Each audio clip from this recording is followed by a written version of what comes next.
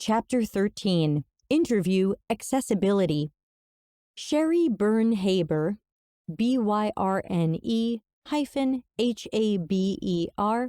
is a prominent global subject matter expert in the fields of disability and accessibility.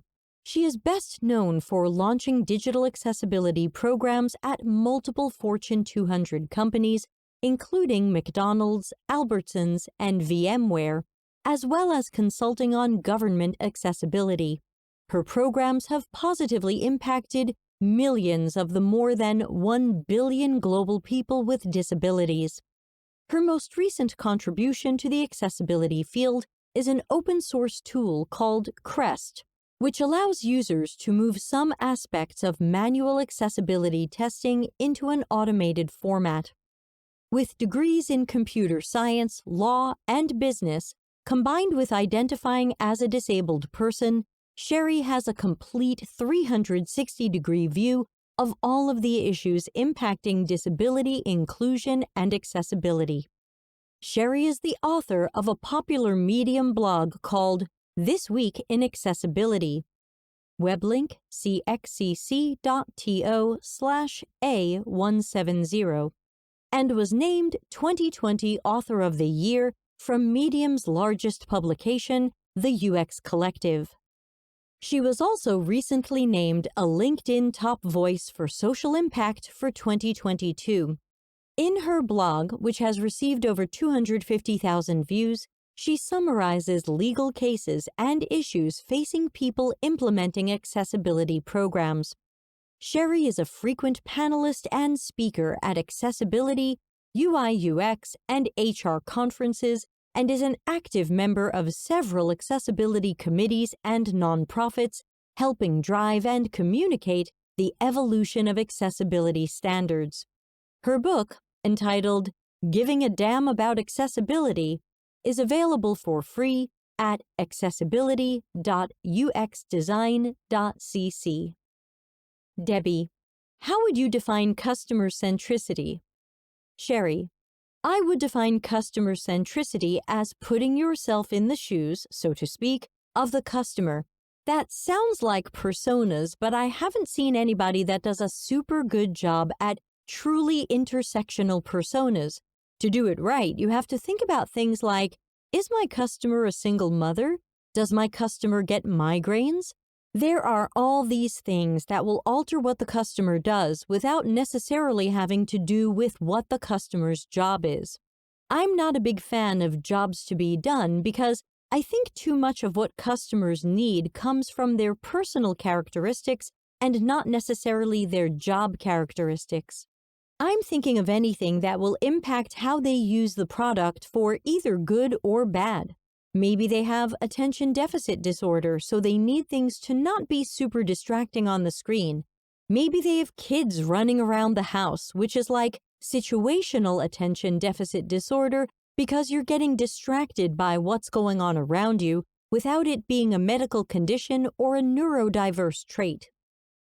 Debbie, how can we ensure we consider all of our users and not the middle of a bell curve? Sherry, I always recommend looking at general population statistics. 4.25% of your population is colorblind because that's a general population statistic. That's a given whether or not you've ever met a colorblind user. 5% of your users are dyslexic. These numbers might go up or down depending on the vertical market. If you look at people who work at fast food restaurants, 20% of your users are dyslexic. If you look at prisons, 40% of your users are dyslexic. You have to think about it not just from the general population, but the specifics of the population that you're targeting. If you're targeting 80% men, for example, that increases your colorblindness rate to 6.5% from 4.25%. Debbie, how can a company learn these things? Sherry, one of the big failings of people who design software is they don't start with user research. They build a product and then they test the product with the users, maybe right before release, but usually when it's too late to change anything, or at least change anything drastic at that point. I fall squarely in the camp of do your research first. There will be less stuff that you have to remediate and throw away when you're done. Census bureaus are good sources for these types of statistics. If you're focusing on disability, the Valuable 500, a nonprofit working on getting disability added to DEI programs, and the United Nations have good statistics on disabilities. It's not difficult to find if you construct a competent Google query. Debbie, you mentioned situational disabilities, which I think of as being from the Microsoft model. Sherry, I do like the Microsoft model because it makes people realize that there are not that many people who only have one hand as a permanent disability, but there are plenty of people who only have one hand because of temporary and situational disabilities. When our new CEO took over last July, he'd had rotator cuff surgery. He had one of those big things keeping his shoulder at a particular angle while it healed. Situational disabilities also account for people talking on their phones or holding bags of groceries or a laptop bag. I really like the Microsoft Inclusive Toolkit Spectrum. Weblink, microsoft.com/design/inclusive. Debbie, have you had any success convincing people of the importance of research? Sherry, I've been fortunate in that I was allowed to do some research in my previous roles. We have an entire user research group at VMware that we can leverage when we want to do specific disability-related research. Smaller companies tend not to do that. Research isn't cheap, but it's definitely worthwhile, and it's cheaper than rewriting your product after your first release. We don't have enough money to get it done, but we have enough money to do it over. Invest in the user research upfront. Debbie, we don't have enough money to take accessibility into account now, but we have enough money to get sued later. Sherry, we can spend $1 million on litigation defense and settlement payments because we didn't have time to do it right, even though we knew we were supposed to do it from the outset. I've seen that on multiple occasions. Debbie, how do we convince engineering teams or product owners that it's worth delaying a release to make sure it's accessible? Sherry, it's not a matter so much of delaying. I just hate that word because of the negative connotation. It's building enough time in the schedule to do what needs to be done. For example, you need to plan a certain amount of time to test. It's not a good idea to do functional testing and accessibility testing at the same time. If you find functional bugs, they're going to interfere with the accessibility tester's ability to do things. Plus, the code is going to change when you fix the functional bugs. I always recommend no more than a 25% overlap so that you don't start accessibility testing until you're well into finishing your functional testing. Those methodologies just have to be part of how people build out schedules. When you're doing critical path work, you have to build in those dependencies. Debbie, we have guidelines saying that you should do generative research with 8 to 12 per persona or segment and evaluative research, testing, with 5 per persona or segment, but that never seems to include people with various conditions, diagnoses, or disabilities. Sherry, you have to bring them in at the right time. You can't put a piece of paper or a wireframe in front of somebody who's blind and ask them if they like A or B better. That doesn't work.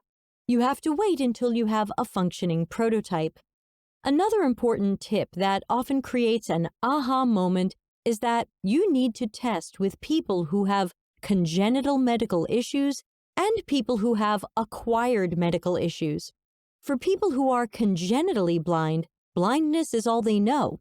Whereas people who have acquired blindness look at it as, I had that ability and I lost it.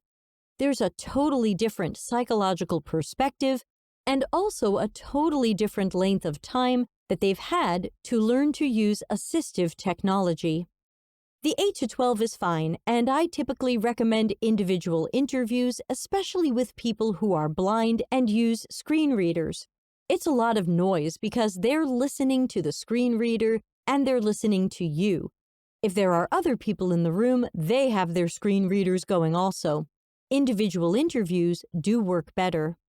Add screening questions about the length of assistive technology use and length of the disability so that you can include some of each. Some companies will need to work with either a specialty agency to recruit those people for them, or they'll need to work with one of the NGOs or nonprofits that specialize in supporting that particular disability. For example, if you wanted to include people with spinal cord injuries, you would go to the Christopher and Dana Reeve Foundation. If you want to recruit people who are blind, go to Lighthouse for the Blind and Visually Impaired because they know how to find these people. Sometimes they rent facilities for in-person testing. Knowbility, Knowbility, in Texas and Fable in Canada are really good. Another one I like for recruiting is Helix Opportunities, which is based in San Francisco. Debbie, do you have a suggested set of people that tends to represent most disabilities or conditions? Sherry, disabilities can come in unpredictable combinations which will impact the results. I recommend focusing on one type of disability at a time. Focus on low vision first, which are people who use magnification tools. Once you get that all debugged, then focus on screen reader users. Then focus on switch users. I don't typically recruit for deaf users since they mostly need captions. Then neurodiverse users are another group. Debbie, people are often unfamiliar with assistive devices like switches. I get a lot of blank looks when I ask companies if people can tab through their websites because some people don't use a mouse. Sherry, for supporting keyboard use, I always point people to the U.S. government website called 18F. Weblink 18f.gsa.gov. G-O-V. You can find things like how a keyboard needs to work in a dialog box, in a menu, in a form, all the interactive stuff. The other thing I always suggest is for people to look at YouTube for assistive technology videos. My personal favorite, which is the best 2 minutes of your life you will ever invest, is an Apple advertisement from years ago that has, I think, 13 different pieces of assistive technology demoed in 2 minutes. Weblink cxcc.to/A109. I love that video. There is nothing better to show the impact of assistive technology than that video. Sadie Paulson is the woman with cerebral palsy at the beginning of the video where somebody is helping her get dressed. Turns out she was actually the video editor. The Apple video editing software works with a switch so that she can use it. At the end, they show her editing the video. Debbie, I've seen some short videos from Microsoft on how people with different disabilities were playing Xbox. Sherry, what you want to avoid are the videos with the sad music and the dark lighting, like the Toyota Super Bowl video from 2 or 3 years ago about the adopted child who became a Paralympic swimmer. Oh, sad, sad, sad, sad. Oh, yay, the adopted parents were the saviors of this poor child. You tend to see this in ads that are trying to sell things that were made for people with disabilities, but not made with people with disabilities. Because if people with disabilities had been included, that type of ad never would have happened. Debbie, very often when you mention accessibility to someone, they say that their product works with screen readers, so we're good. Sherry, the web is inherently visual. If you look at WCAG, W-C-A-G, standards, more than half of them pertain to working with screen readers because it's hard to make something that's intended to be visual work completely equally for someone who can't use that visual input.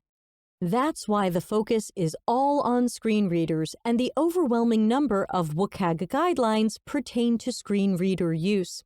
There are only 2 guidelines pertaining to magnification, but there are 5 times as many users who use magnification as use screen readers. Hearing loss is the most common congenital medical condition. If you're looking at it by numbers of people, you want to tackle some of those things first.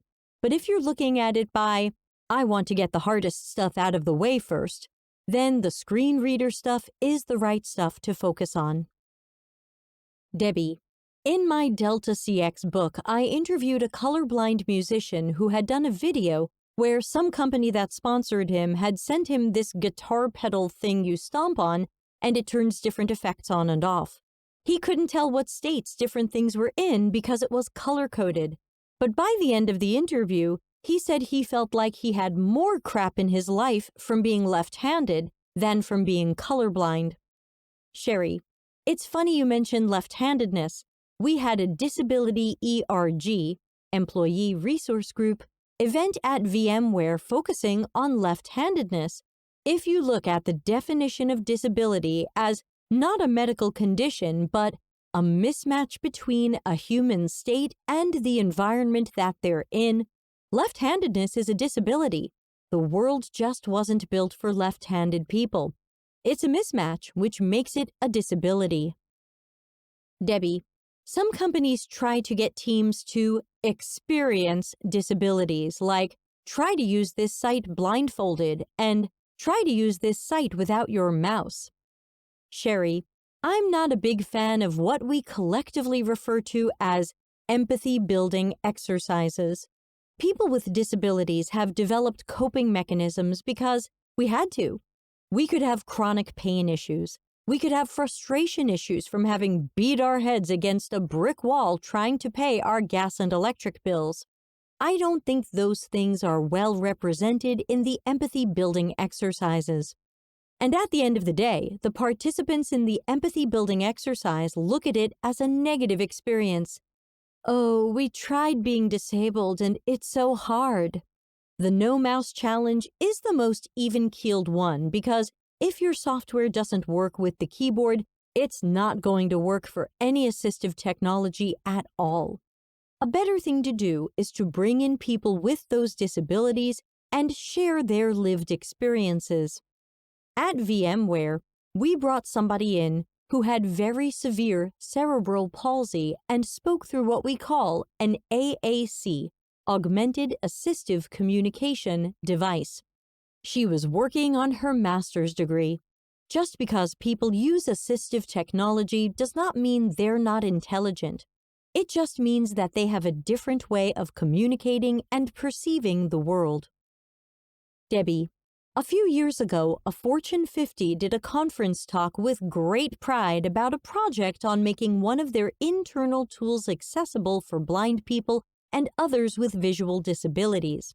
They had done the entire project with one blind guy. There was something so hollow about this big accessibility mission, patting themselves on the back and then only working with one blind person. Sherry, you need to look at 3 different groups. You need to work with people who use screen readers only. You need magnification-only users. And you need people with progressive vision loss, who use both magnification and screen readers. As the loss is progressive, they are accustomed to using magnification, but occasionally magnification isn't good enough. And as their loss gets worse, they're starting to transition to screen readers. This 3rd group is most rare. And you'll need to separate those groups between the people with congenital disabilities and the people with acquired disabilities, plus your control group of people without disabilities.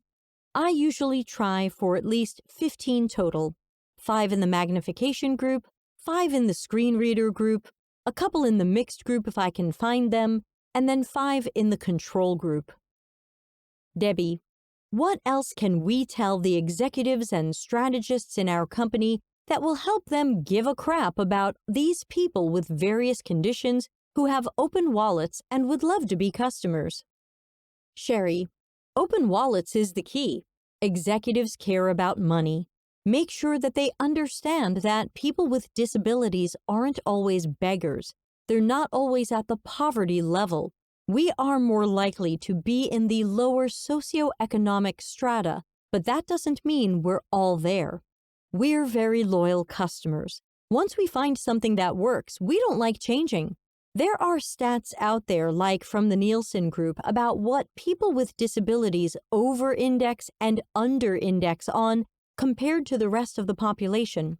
One of the things that they over-index on, interestingly enough, is pet products. They're more likely to have service animals, and they're more likely to want to take care of what they consider to be practically their children. And loyalty is also huge over-indexing. I'd also like to add that in order to attract employees with disabilities, you have to be a disability-inclusive organization. You must have a disability ERG. You must have the ability for people to be able to apply for jobs and get through the interview process without bias. When you do that, you hire more employees with disabilities. Those employees, and not the accessibility team, are typically the ones that are the subversives in the conference room. They're the ones saying, well, what about people with disabilities? Even with a huge accessibility team, and the VMware accessibility team is pretty large, we're still only looking at a 1 per 1,000 ratio between accessibility team members and engineers. You need other people talking about accessibility when we're not in the room.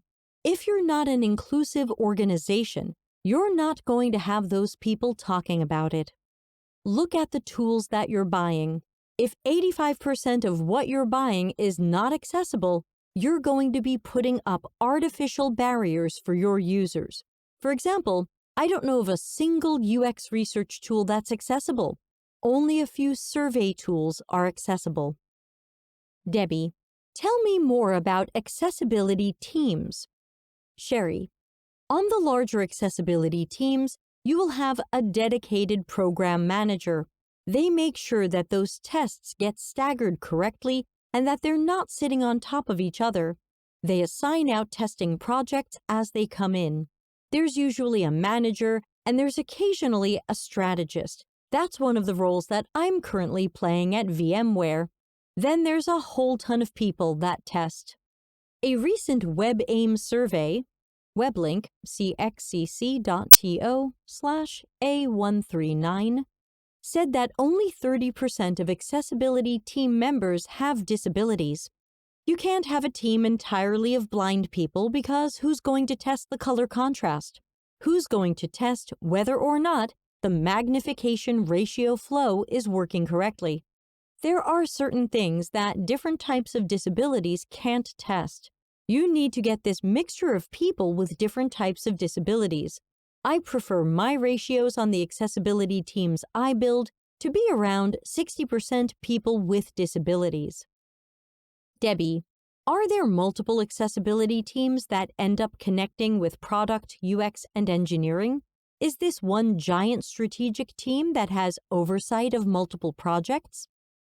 Sherry, it depends on the maturity level of accessibility and disability inclusion at the organization.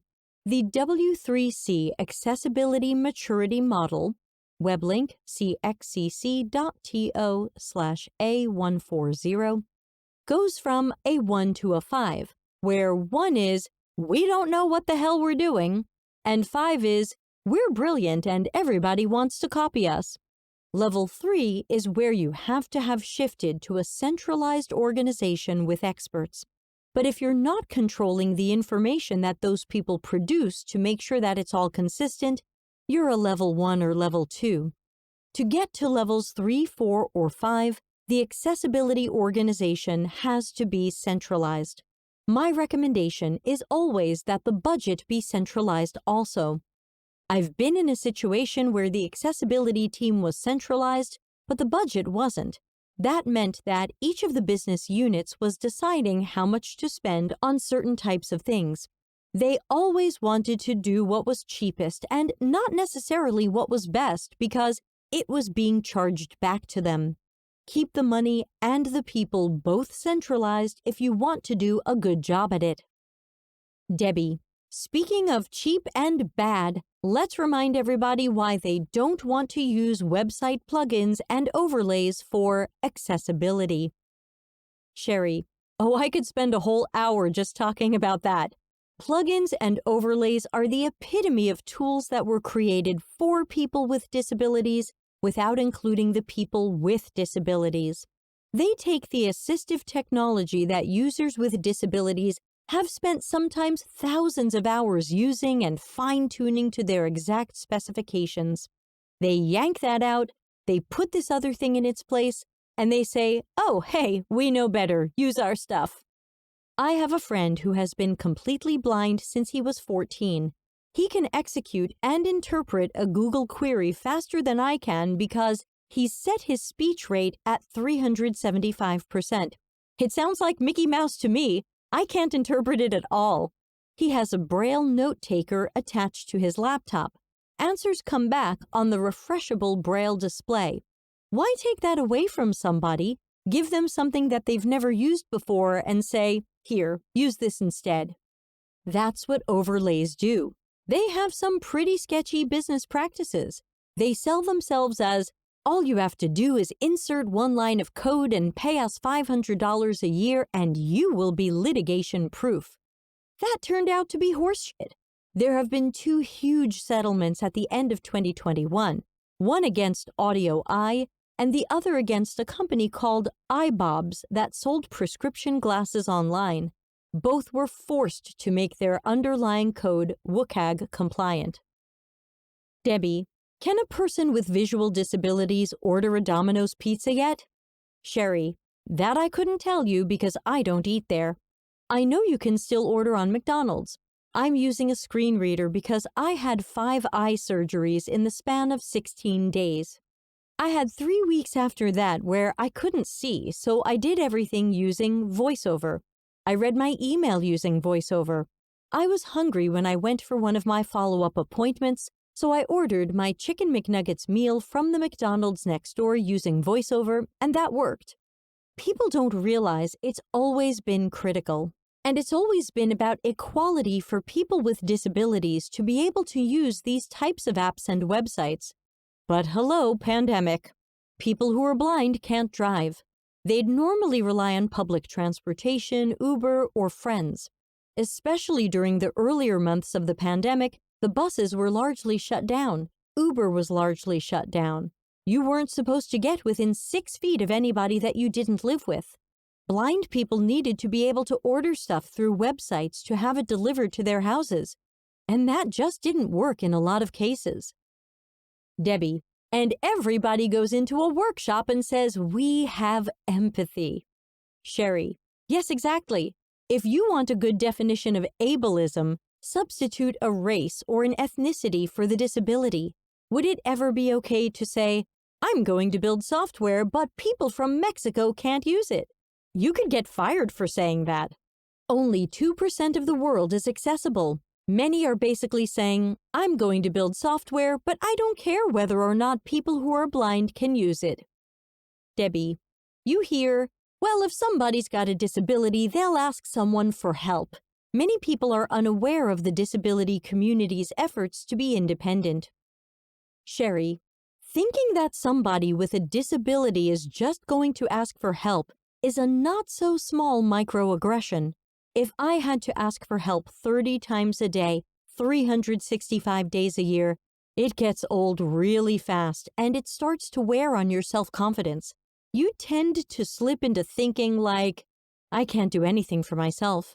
I always need somebody else to open the door for me. That's really problematic. At one of my previous jobs, I had to enter all of the travel for anybody on my team who was blind because the travel booking system wasn't accessible. People can sue over that. Unfortunately, people with disabilities are 2.5 times more likely to be unemployed. That was a pre-pandemic number. Post-pandemic, it's actually worse because they were the first to get let go, especially in blue-collar jobs, and they're the last to be brought back. People with disabilities tend to not want to rock the boat by filing complaints because they're thinking, what if I get fired? I'm not going to be able to find another job. That overwhelming concern about this employment disparity keeps them from filing complaints. Debbie, People generally don't even sympathize until they or a loved one develop a disability. Sherry: exactly. I won't name the company, but there was somebody who was a little thorny about accessibility until he had a detached retina. And then, all of a sudden, it became important. A couple of weeks before the pandemic really got out of hand, I had made arrangements with an executive to travel with them to India. We were going to check out the new facilities in India because they were being built, hypothetically, to the ADA standard so that American employees with disabilities could travel to India and work there with their teams. The executive said, "I want to see everything you see. I want to be there for the whole thing." And I said, "Do you want to be on the phone with me on hold for 45 minutes every time I have to book with the airline to tell them that I'm coming in a wheelchair?" Her jaw just dropped. She had no idea that every time I traveled, I spent a minimum of an hour and a half on the phone because airlines can't be bothered to store mobility device information with passenger records. I refer to it as the disability tax.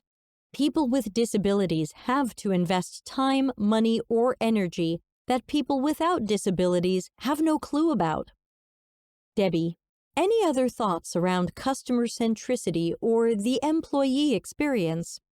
Sherry: I subscribe to the Richard Branson rule, which is if you take care of your employees will take care of your customers.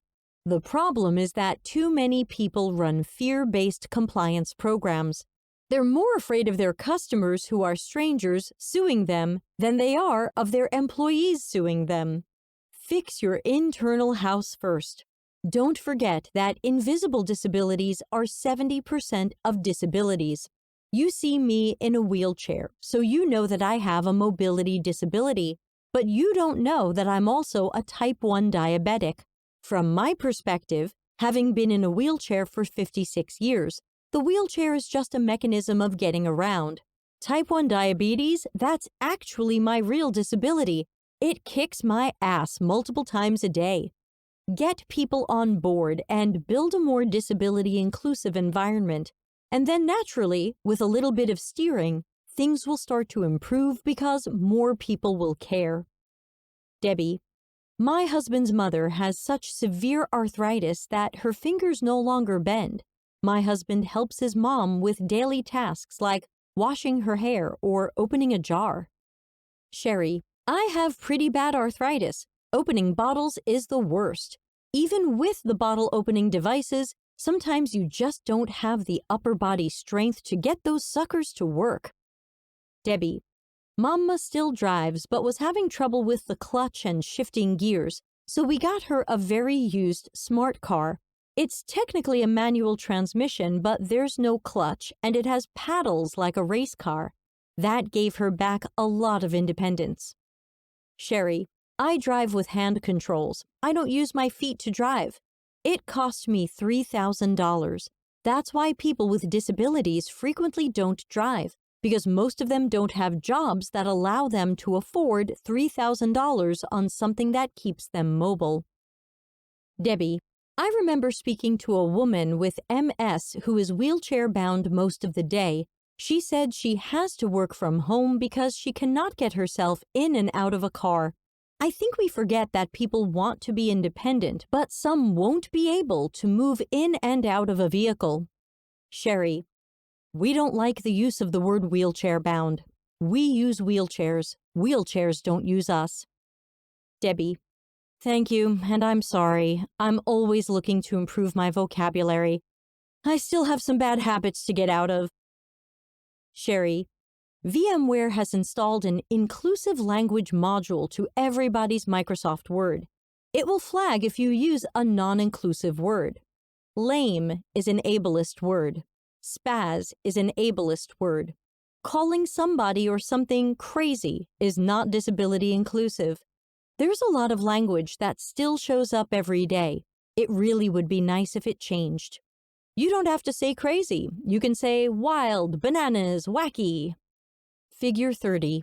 Grammarly's sensitivity check suggested changing wheelchair-bound to uses a wheelchair, or is a wheelchair user. Debbie, it sounds like we need HR policies for behaviors, language, microaggressions, etc., plus an actual grievance process. Sherry, it's more than that. It's one thing to have policies, but it's another thing to enforce them. They need to be enforced at the same level that you would enforce a microaggression against a person of color or a microaggression against a member of the LGBTQ community.